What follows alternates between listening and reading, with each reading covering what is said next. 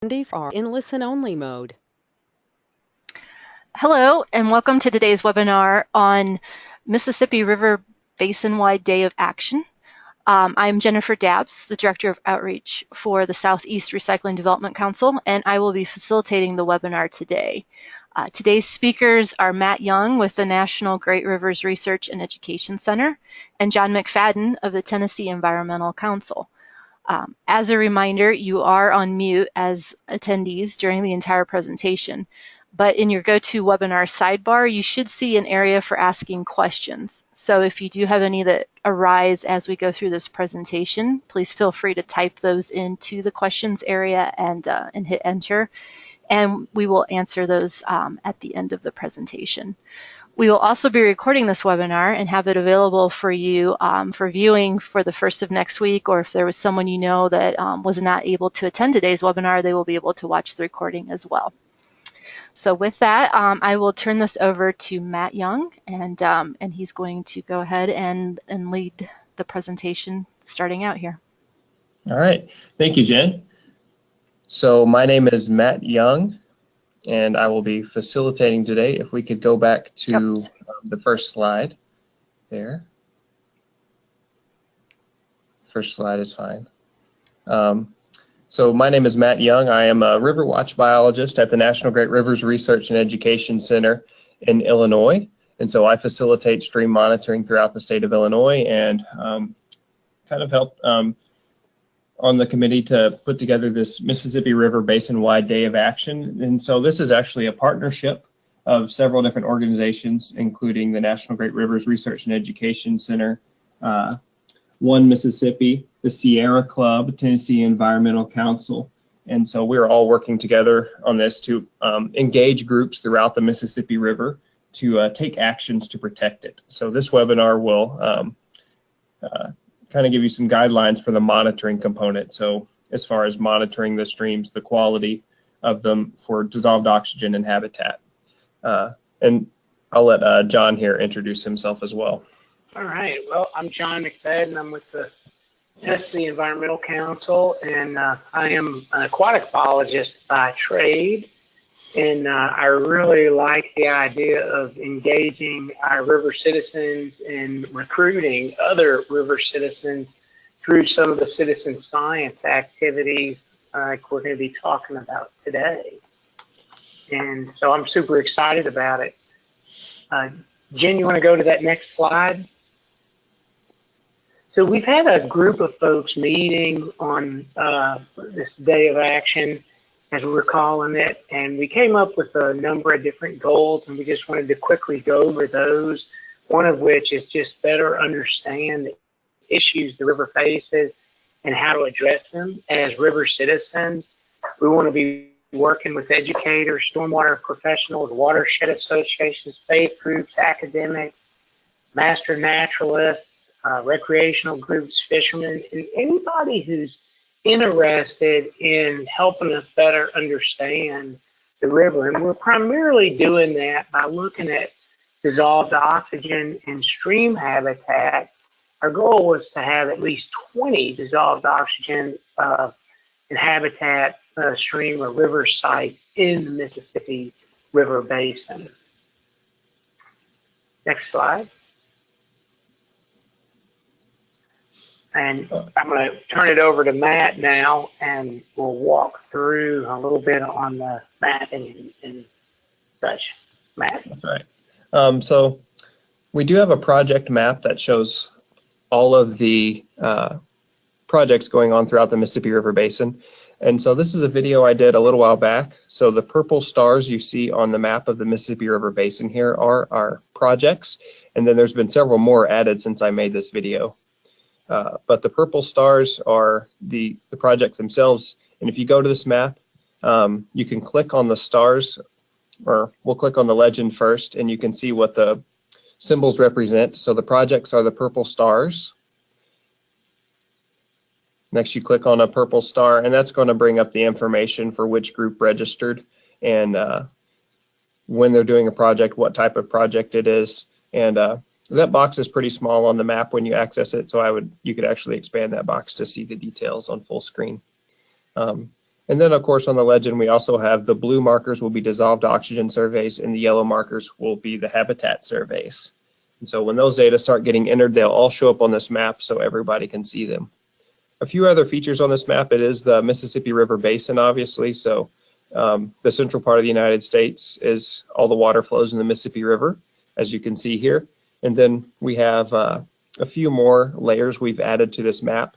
So the green layer, the darker the shading, that's the nitrogen application rates to the landscape. So we have much more nutrients coming off in the darker shaded regions. So those are some of the regions that impact our water quality the most.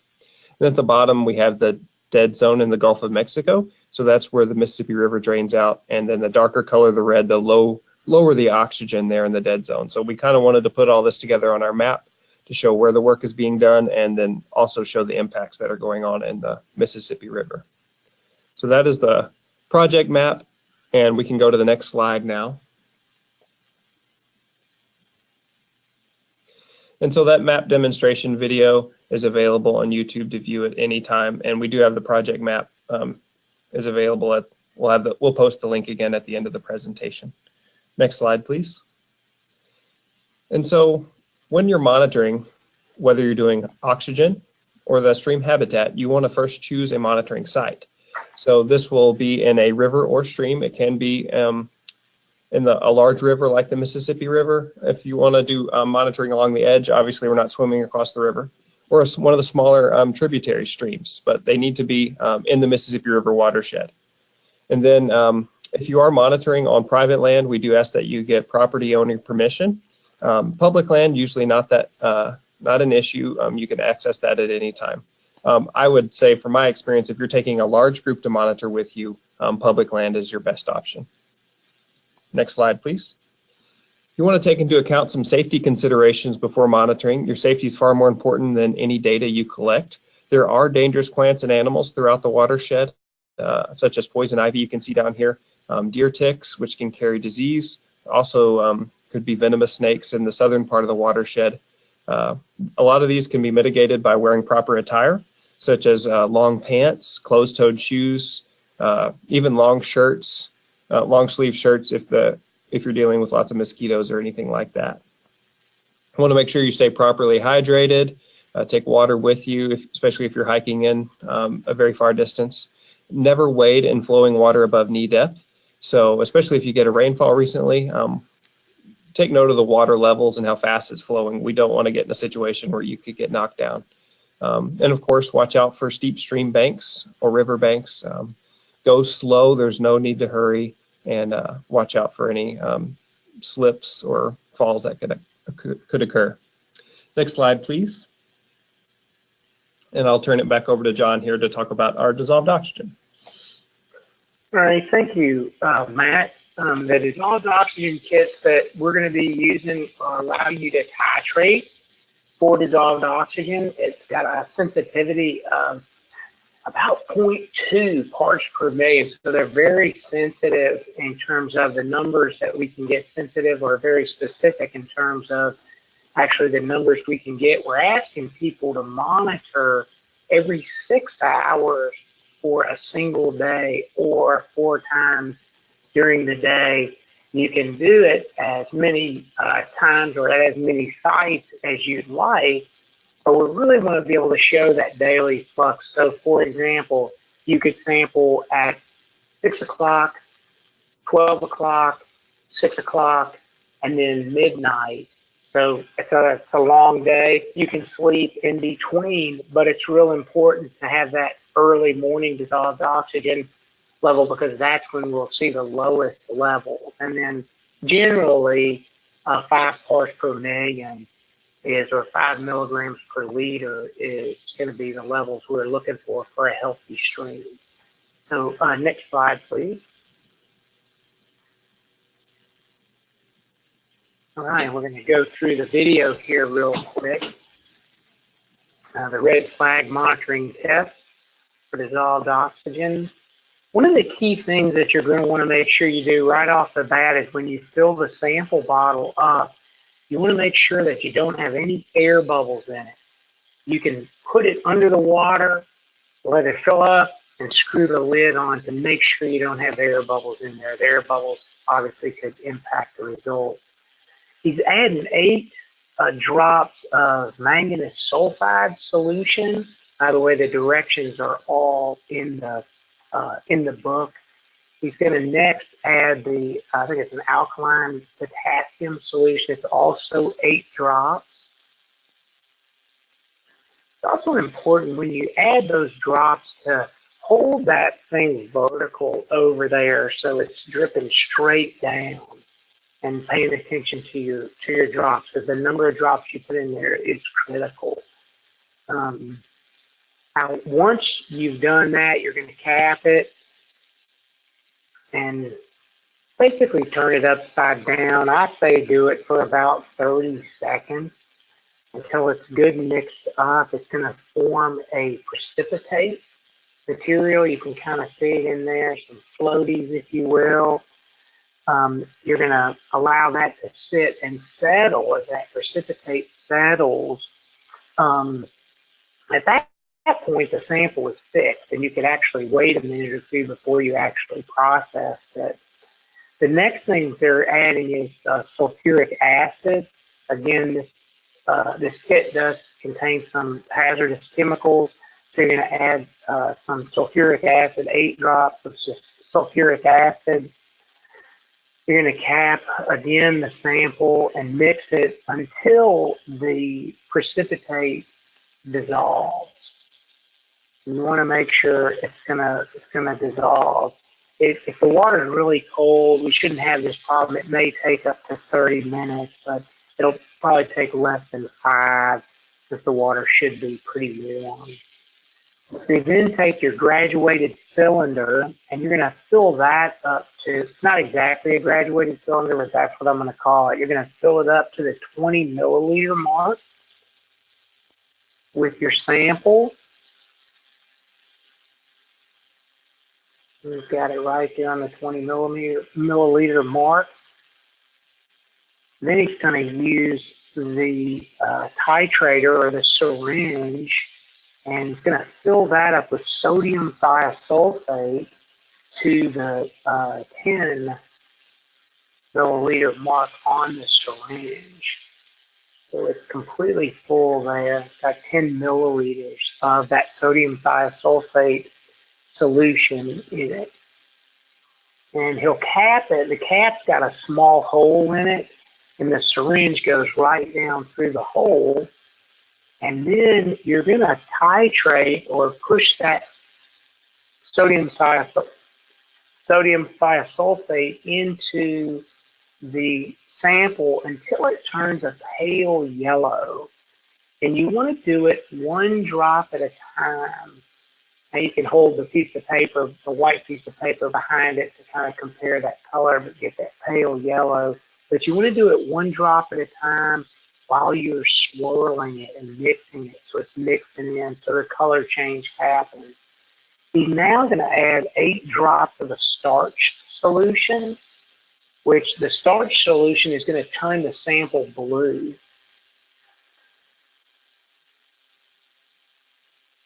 Once he caps it, he'll swirl it a little bit more to get it. Putting his finger over that hole, swirls it just a little bit, and he'll put the syringe back in,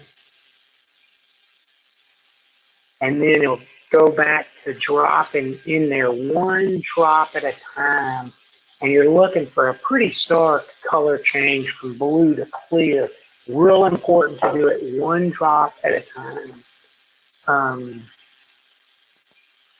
And if you run out of sodium thiosulfate, then you'll just add more to the plunger if the blue color is still present, and then you would add 10 to your result. You probably won't have anything over 10 because it's so warm, and the water temperature will, the hotter the water, the lower the oxygen content in there.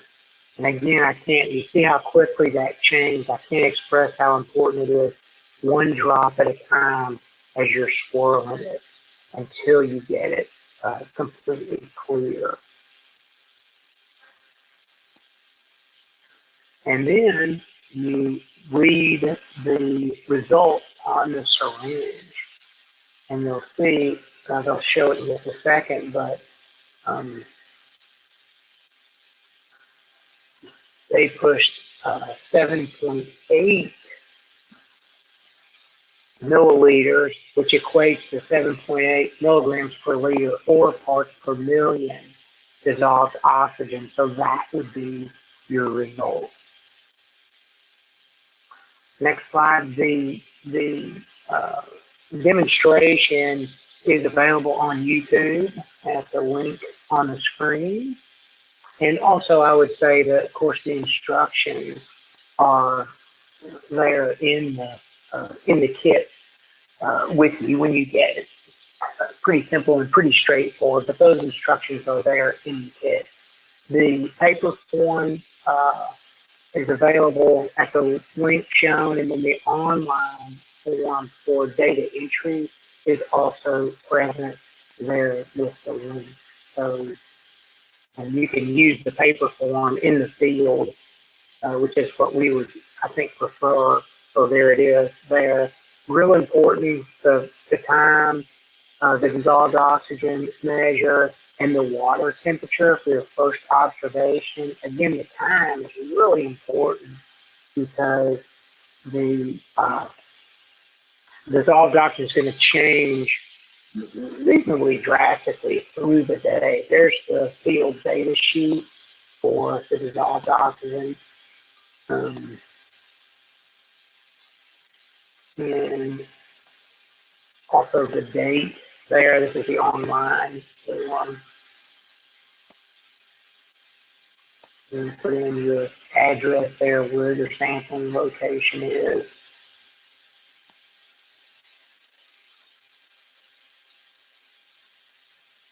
And out in Illinois.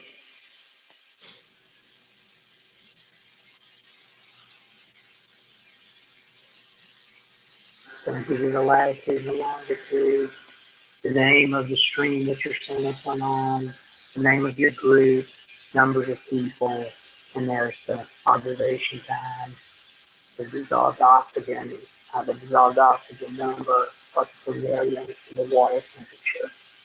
And I believe uh, there's 4 for each entry, so we're trying to get folks again to do those 4 samples each day.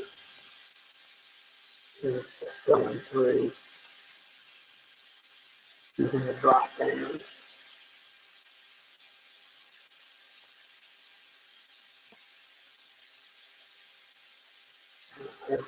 Dissolved oxygen.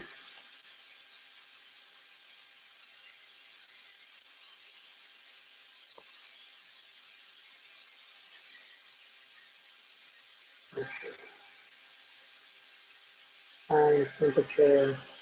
We got multiple places there to add your uh, uh, different sites if you do multiple sites, and then there's also places to add photographs, but you really want folks to add photographs.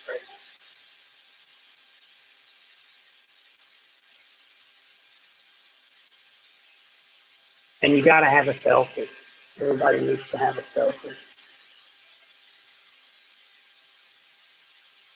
And the data entry demonstration video is available at the link there on YouTube.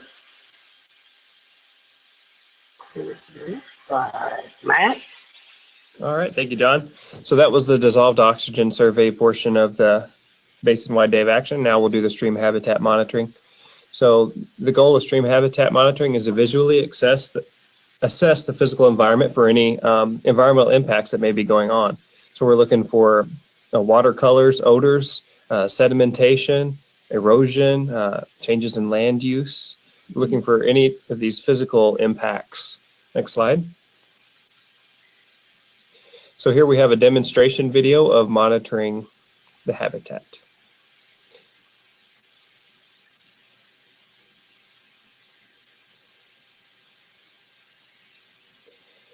So in this habitat monitoring demonstration video, you'll want to get your data sheet and you'll want to get your clipboard to take into the field to write on. First thing you want to fill out is your survey information at the top right corner of your Habitat survey sheet, including the date, the stream name, your nearest town or city, state. If you have a name of your group, you can add that, and then the total number of participants. So that makes sure we know when and where your data was taken. After you get that filled out, you can move on to filling out the rest of your sheet, starting with the weather.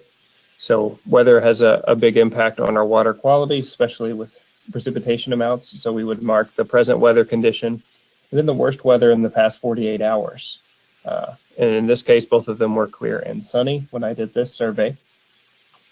So we'd mark that on the sheet. After weather, we go to watercolor. So we look at the watercolor of this stream and we see that it is turbid looking, or it's carrying a lot of sediment, so it looks very muddy and brown. So we would mark turbid on our sheet. We also have some other choices such as clear, milky, foamy, dark brown, oily, reddish, green. There's also an other field in case there's a color that's not described on the sheet. So that's the watercolor portion. Next, we're going to move on to water odor. How does the stream smell? So you just make sure that you're close enough to notice any odors coming off the water and mark that on your sheet. I didn't notice any odors from this stream, which is the best case scenario. Sometimes there may be some impacts you can smell, such as sewage or chlorine, fishy, rotten egg smell, or petroleum, or other. So that's water odor. Next, we're going to look at the stream substrate composition. That's what the bottom of the stream is made of. So this stream is actually made of gravel, sand, and mud. And picking it up in your hand often gives you the best view, and you would select all the substrate types that apply. This stream definitely has the finer substrate and not the larger substrate like bedrock, boulders, or cobble. And then, of course, there's some size descriptions by each one of those substrates on the data sheet. So we record those on the data sheet. One of the impacts you can see in a stream as it gets more impacted is that it really starts getting mudded over. So we lose our cobble and our boulders. They become embedded in mud. Next, we have the air temperature. So you can take a thermometer with you into the field, or you can check your smartphone to record the air temperature in degrees Fahrenheit on your survey sheet.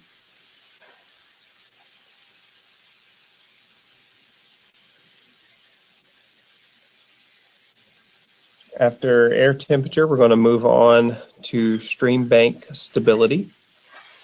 So this is a measure of how eroded the banks of the stream are. And if we look at the banks of this stream, we can see there's a lot of erosion going on, a lot of bare soil and exposed tree roots.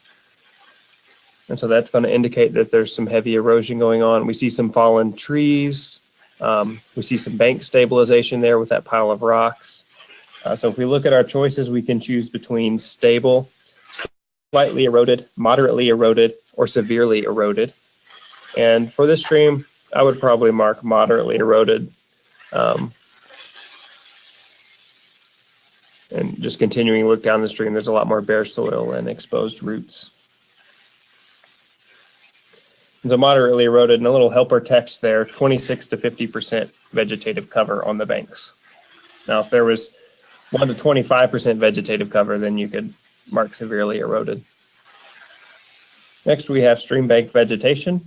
What's growing on the stream banks? We select all that apply. For this stream, you look at the banks, we see a lot of low-lying shrub cover, a lot of honeysuckle, which is a invasive plant. So when we say shrubs, that's short woody plants, not trees. So we also mark deciduous trees. Those are the taller woody plants. And then we mark a bare soil. Didn't really mark grasses or forbs. Forbs are soft herbaceous flowering plants. They grow close to the ground, and as you can see, the erosion and going on in this stream has gotten rid of most of the grasses and forbs. So that's how we would assess the site for stream bank vegetation. Next, we're going to look at stream bank channelization. So has the stream been channelized or straightened at your site? We would look for artificially placed rocks like that pile right there. Anything to stabilize the bank is a way that it can be channelized. And since this stream goes through a park often and in an urban area, oftentimes they are stabilized to keep their sides from falling in from all the urban stormwater runoff. So this stream has been channelized. There are rocks that have been put in to keep it within its banks. Next, we want to look at stream width in feet. We'd mark it small, medium, large river. This stream is closest to 15 feet wide, so we would mark it as small. Next, we look at canopy cover. How much of the sky is blocked out by shading over the stream. So if we look up at the sky from our site, we would mark the 50 to 75% of the sky is blocked out by canopy cover. Next, we'll mark down our local land use. So how is the land being used next to our stream? And you can see our options there on the data sheet. For this site, we have kind of a scattered residential area along one side of the stream and then a city park on the other side. So I would mark suburban, then park and turf. And then I'd also mark forest, as we still have some forest cover along the immediate sides of the stream. So you'd mark all the land uses that apply. That's also going to help you look for environmental impacts. After you do that, you're done with the first side of your habitat sheet. And now you're ready to flip over to the next side, which discusses taking photos. So just like in the dissolved oxygen survey, we want you to take dissolved photos of your habitat site. So you take one picture facing upstream, one picture facing downstream, and then a picture of an interesting feature in your stream, such as the stream bank stabilization that's gone on. So I took a picture of the rock pile in the stream. And then you can also take a photo of your group. So you want to get a good, and if you're just your group, get a good selfie and send that in so we can keep track of our groups. And so get your pictures taken. And then you can actually mark those on your data sheet, which ones that you were able to take. So we'll pick that up. So I marked them 1 through 4, each photo that I took of the stream. And then you can add any habitat survey notes at the bottom. So I marked that this is an urban stream with steep banks from erosion. So any notes go there that's not covered on the first part of the habitat survey. And then there's contact information at the bottom if you have any questions about this survey. So we can go to the next slide now. So that habitat monitoring demonstration video is available on YouTube for future viewing. If you'd like to see that on your own time, next video or next slide. And then the habitat data entry forms are also available online. And these are also, all these links that you're getting, they're also linked in the toolkit, which is the master document we'll show you at the end. Next slide. And so after you collect your habitat data, we would like for you to enter it online. So if you go to that habitat data online survey, you would see this form right here. And then you would first enter your date of observation. So this is when, and then of course, here's the paper copy. If you forget where the link is, we included that link on the paper copy. You go to this online survey form. You want to enter the date of your observation first. So this is when you collected the data, not when you're entering the data. So you'd put that data in sometime between the August 24th and September 4th. Then you could move the map around to put in the location where you did your habitat monitoring. And if you need some help, you can, to get closer, you can type in an address that's nearby and that'll zoom in, and then you can drag the map around to get the pointer exactly on the stream point that you did your survey on. And that will store the latitude and longitude coordinates of your site so we have an exact location. And then of course you just want to fill in the rest of your habitat survey information that we took from the paper copy. It's the exact same layout, and you get the same choices for each drop-down menu. And then some of them you'll have the check boxes. Those are the ones where you select all that apply. And then at the bottom, of course, we have our spot to enter our photos.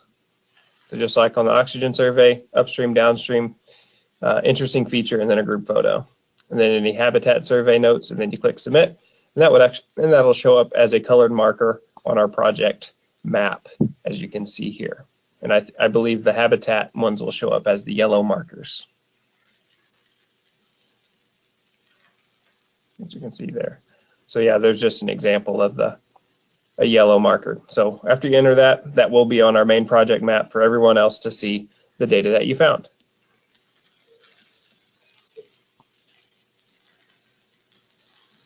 Right, we can go to the next slide.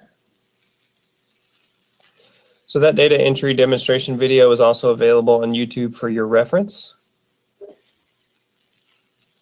All right, so that's the end of our content our training content for the dissolved oxygen and habitat surveys for the Basin-wide Day of Action. John here and myself can take any questions that you may have about doing the survey. You can actually type those in over here in the chat box, and we'll try to answer those questions. Just right off the top of your head, John, if you were doing this for the first time, what do you think might be something that you would be thinking about? Well, I think that I'd maybe be wondering about, do I need to do it on a big stream? Can I do it on a small stream? And Yeah. I think you sort of got at that to some degree. It's okay to do it on any size stream. Obviously, you're not going to wade out into the Mississippi, but you want to be mindful of that. But really, from some of the smallest, first and second order streams, all the way to the biggest streams. That's right.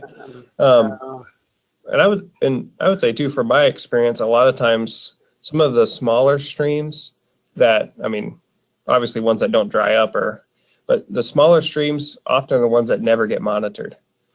So sometimes when we're taking data on these smaller streams, that's the first time that stream's ever been monitored or the data's been recorded.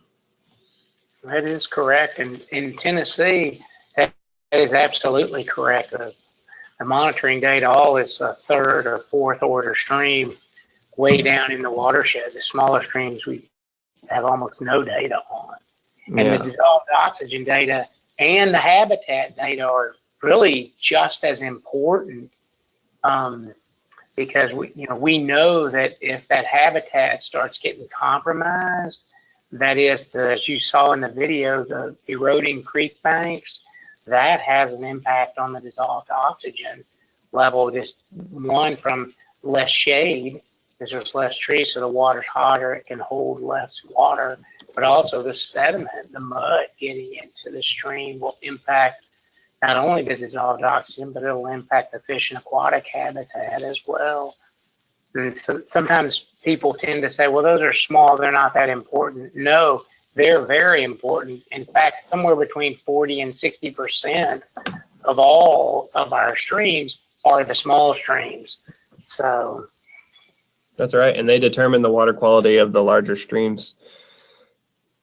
So, right. All right. So I don't think we have any questions yet. If we could go to the next slide, Jen, I think we have one more slide. So this webinar will be available for later viewing. Our main sign-up page, if you have not signed up yet or you know someone would like to sign up, this is the link right here that will go to our sign-up form through our online survey. So we can actually show you the link right here, and that just gives some details about the project. And if you scroll down, you can enter which type of project you would like to do. That could be the stream monitoring like we talked about, or we have other options including river citizen recruitment, litter cleanup, kids activities, advocacy, guided hikes, music, food vendors, anything that raises awareness about issues the river is facing. And then of course, just like the other forms, you can put in your contact information and your location.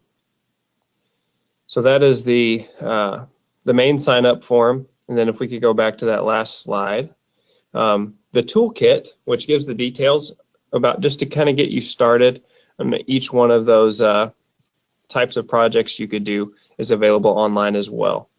So if we scroll down there, it kind of gives the mission for this project and the some different details for each one of the, if you're recruiting river citizens, if you're doing a litter cleanup, it'll give you some details about each one of those on here.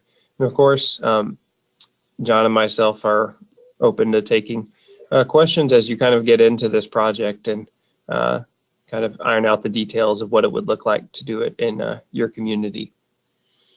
So that's the toolkit that is available online as well. I think that about covers everything that I have. Do you have anything to add, John? No, I just would add that our contact, Matt and I's contact information is in the toolkit.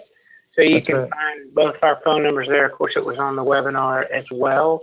But we're happy to answer questions. And if you're going out to sample dissolved oxygen at 5:30 in the morning, feel free to call Matt. No. No, feel free to call me. That's fine. You know, we know that these things are going to happen. So, but we are available during those times to answer your questions. Obviously, it'd be better if you could call the night before or whatever. But you know, we're available to answer questions. Really, I'll speak for myself. You can during that window when we're trying to do these dissolved oxygen testing. You can call me, but I won't speak for Matt. So, and also you know, if you were doing dissolved oxygen and habitat, it'd be great to have that data from all your sites. But of course, you'd only do the habitat once. You do the dissolved oxygen 4 times. So, so that's all I got, Matt. All right. It does look like Cynthia raised her hand about 9 minutes ago. I'm going to unmute you, Cynthia. So if you had a question, you are now live and you can ask away. As far as the habitat survey goes, can you hear me? Sorry. Yes. Okay. Is there a spot to put a GPS location, or does it just come up on the map, like which stream? When I signed up, there was a spot for the stream that I was looking for, but there was no like direct coordination. Yeah. So the way this works is we just tried to keep it as simple as possible. So when you go to your online form to enter your data, you zoom in on the map as close as you can and center the point on where you did your data, and that'll just generate the coordinates on the form. So yeah, you won't be directly putting in the coordinates, but you will be using the map to navigate to it. Okay. Good question. I was also wondering about the dissolved oxygen kits. I heard you say at the beginning it's only for the Mississippi Basin. Are there any kits available for other sites in Tennessee? Yeah, everything in Tennessee is in the Mississippi Basin. So. Oh, right. Okay. Yeah. So even though great question. The Tennessee River Basin or the Cumberland. So. Okay. And we are currently getting ready to order those kits to be shipped out this week. So all the volunteers who sign up for dissolved oxygen on their activity form, they will get a dissolved oxygen kit. Okay. Are there any left, or are they sold out? Nope, we've still got more. Okay. Awesome. Yep. And I think you can do about 100 tests with these kits. Maybe it's only 50. So conceivably, you know, we could share a kit amongst 4 different groups if they were, or 8 different groups, I guess, if they were doing 8 or 10 different groups, if they were, you know, they were closely located and working different days. So, or one person could do, you know, multiple sites on a particular river, if they chose to. So. Okay. Are y'all? Can you still hear me? Yes. Okay. Are you still wanting the kits to be returned with any leftover sampling equipment? Matt, do you know the answer to that question? I didn't think so. No, the kits are not to be returned. So feel free to keep, if you have extra reagents left, feel free to keep testing dissolved oxygen for your own purposes later in the year. But those reagents are time sensitive, so you probably want to use them up within a year's time. Okay, thank you. That's all the questions I have. Thanks, Cynthia. All right, thanks, Cynthia. Okay. Any other questions? All silent. All right. If there are no more questions, thanks everyone for joining us today. We hope we provided answers to any questions you may have about participating in our Basin-wide Day of Action. Again, the Basin-wide Day of Action is August 24th through September 4th, so it'll start later this month. This webinar is recorded, and we will send it out to the webinar participants by next week. Great. Thanks, everybody. All right. And Thank you. thanks also to the Southeast Recycling and Development Council for helping us and let us use their web software and recycle. That's right. I'll go with that. Yes, a big thank you to Jen as well. Yeah, thank you, Jen. All right, great. Well, everyone have a great afternoon, and good luck with your monitoring projects. All right. Thanks, Jen. Thanks, Matt. Mm-hmm. Bye. Bye-bye.